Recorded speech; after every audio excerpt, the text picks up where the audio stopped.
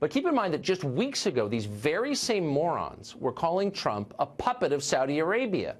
But wait, Saudi Arabia wants the U.S. to stay in Syria. Does that make sense? No. And so after a while, you start to suspect that Trump's real crime isn't being a puppet of the Saudis or Putin. It's refusing to be a puppet of permanent Washington. That's what they really hate. Douglas MacGregor has been around all this for a very long time. He's a retired U.S. Army colonel. He's the author of the book Margin of Victory, and he joins us tonight. So, Colonel, I consider you a trustworthy source of information on these questions. Do you think it's an impeachable offense to withdraw our troops from Syria? Well, of course not. That's ridiculous nonsense. Look, you've just done a great job of explaining why President Trump's decision was really a brilliant decision. First of all, President Trump, for the first time, made a decision to withdraw forces without consulting his inner circle. By the way, this is the same inner circle that has sabotaged every policy action that President Trump has tried to initiate, has obstructed the American First agenda from day one.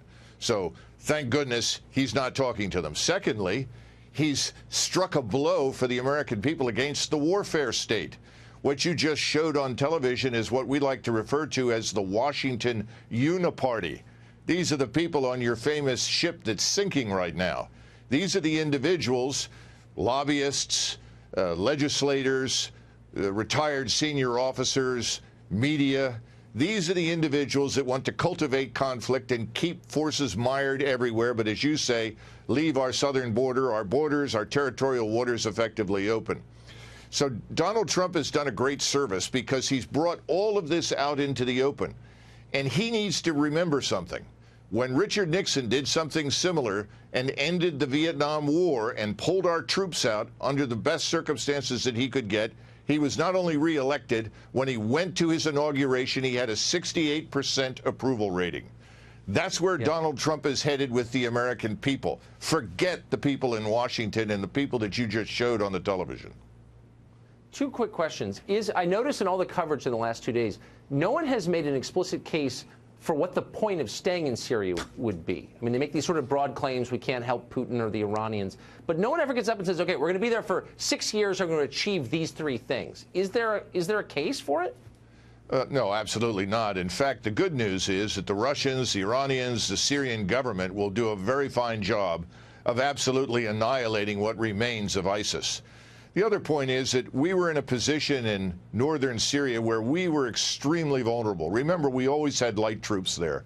They were always under threat of attack. We were waiting for another Beirut bombing to occur between the Turks, the Iranians, the Kurds, and so forth. And by the way, the Israelis, if they want to go in there and attack anything that they think is a danger to their security, they can do so. They're free to do so. We're out of the way.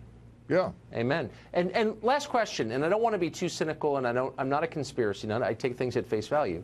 But would it shock you if in the next couple of weeks or months Assad used chemical weapons against his people once more, and lo and behold, we can't leave Syria? Would that surprise you?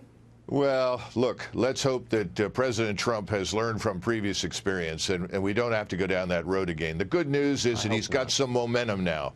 He can make profound change. He can get rid of all of these people in the White House and the Department of Defense who are against him and against his policies. He needs to seize this opportunity and do precisely that. Very smart. Colonel MacGregor, thank you very much for coming on tonight. It's great to see you.